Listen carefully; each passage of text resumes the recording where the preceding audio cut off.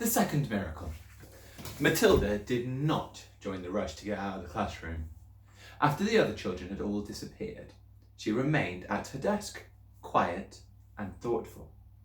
She knew she had to tell someone about what had happened with the glass. She couldn't possibly keep a gigantic secret like that bottled up inside her. What she needed was just one person, one wise and sympathetic grown-up who could help her to understand the meaning of this extraordinary happening. Neither her mother nor her father would be of any use at all. If they believed her story, and it was doubtful they would, they almost certainly would fail to realise what an astounding event it was that had taken place in the classroom that afternoon. On the spur of the moment, Matilda decided that the one person she should like to confide in was Miss Honey. Matilda and Miss Honey were now the only two left in the classroom. Miss Honey had seated herself at her table and was rifling through some papers. She looked up and said, "Well, Matilda, are you going outside with the others?" Matilda said, "Please, may I talk to you for a moment?" "Of course you may. What's troubling you?" "Something very peculiar has happened to me, Miss Honey." Miss Honey became instantly alert. Ever since the two disastrous meetings she had had recently about Matilda, the first with the headmistress and the second with the dreadful Mr. and Mrs. Wormwood, Miss Honey had been thinking a great deal about this child and wondering how she could help her.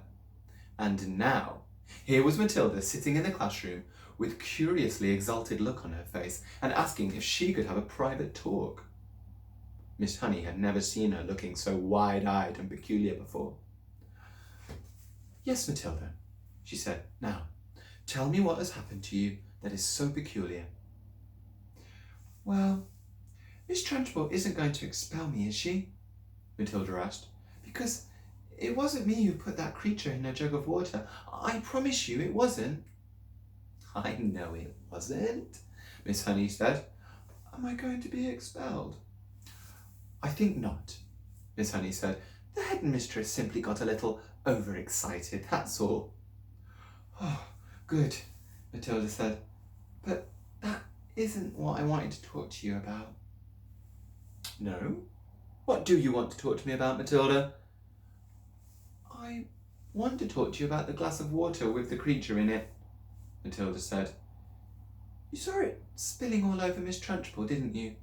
"I did indeed." "Well, Miss Honey, I didn't touch it. I never went near it." "I know you didn't," Miss Honey said. "You heard me telling the headmistress that it couldn't possibly have been you." "Ah, but it was me, Miss Honey," Matilda said. "That's exactly what I wanted to talk to you about." Miss Honey paused and looked carefully at the child.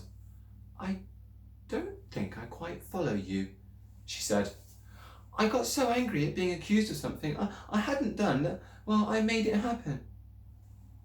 "You made what happen, Matilda?" "I made the glass tip over." I don't quite understand what you mean," Miss Honey said gently. "I did it with my eyes," Matilda said. I was staring at it and wishing it to tip, and then my eyes went all hot and funny and some sort of power came out of them and, well, the glass just toppled over." Miss Honey continued looking steadily at Matilda through her steel-rimmed spectacles, and Matilda looked back at her just as steadily. "I'm still not following you," Miss Honey said.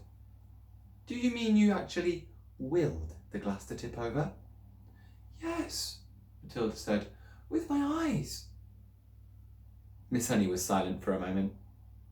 She did not think Matilda was meaning to tell a lie. It was more likely that she was simply allowing her vivid imagination to run away with her. "You mean you were sitting there, as you are now, and you told the glass to topple over, and it did?" "Well, something like that, Miss Honey, yes." "If you did that, then it's just about the greatest miracle person has ever performed since the time of Jesus." I did it, Miss Honey." "It's extraordinary. thought Miss Honey. How often small children have flights of fancy like this. She decided to put an end to it as gently as possible. So, could you do it again? She asked, not unkindly. I don't know, Matilda said, but I think I might be able to. Miss Honey moved a now empty glass to the middle of the table. Should I put water in it? She asked, smiling a little. I don't think it matters, Matilda said. Very well. Go on. Go ahead. Tip it over. It might take some time, Miss Honey. Take all the time you want, Miss Honey said. I'm in no hurry. Matilda sat in the second row about 10 feet away from Miss Honey, put her elbows on the desk and cupped her face in her hands. This time she gave the order right at the beginning. Tip, glass, tip, she ordered. But her lips didn't move and she made no sound. She simply shouted the words inside her head. And now she concentrated the whole of her mind and her brain and her will upon her eyes. And once again, but much more quickly than before, she felt the electricity gathering and the power was beginning to surge and the hotness was coming into the eyeballs and then millions of tiny invisible arms with hands and then were shooting out towards the glass. And without making any sound at all, she kept on shouting inside her head for the glass to go over. She saw it wobble. Then it tilted. Then it toppled right over and fell with a tinkle on the table and not 12 inches from Miss Honey's folded arms. Miss Honey's mouth dropped open.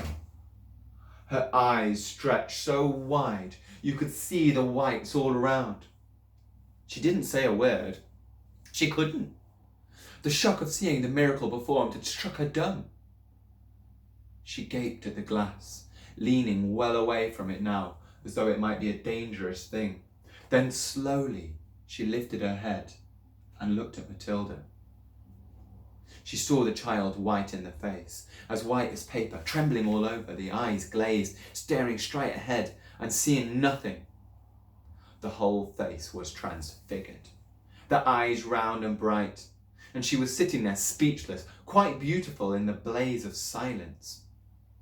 Miss Honey waited, trembling a little herself, and watching the child as she slowly stirred herself back into consciousness.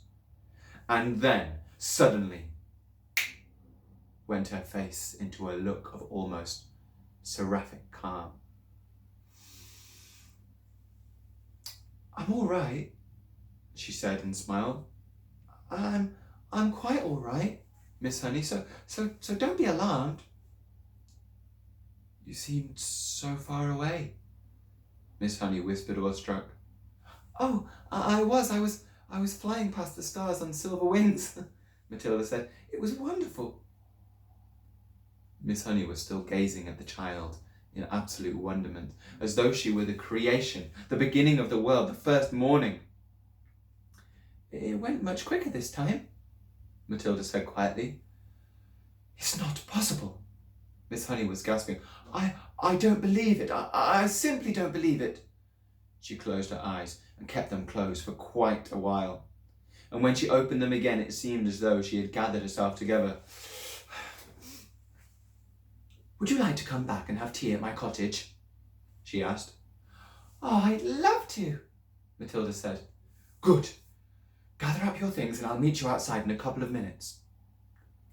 You won't tell anyone about this thing that I did, will you, Miss Honey?